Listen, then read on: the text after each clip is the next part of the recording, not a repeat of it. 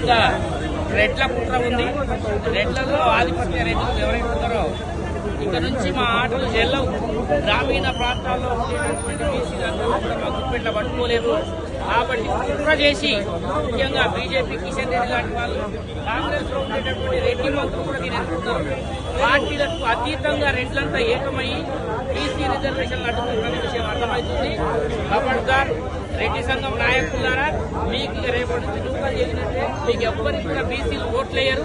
ప్రజాస్వామ్యబద్ధంగా రెడ్డిలందరినీ కూడా మనము వాళ్ళని సామాజిక బహిష్కరణ చేయాల్సిన ఉంటుంది. రెడ్డిలందరినీ ఈ రోజు జీవోలు అడ్డుకున్నట్టు కాదు. రేపు మీరు ఊర్లలో బతకాలి, మనుషుల మధ్య తిరగాలి.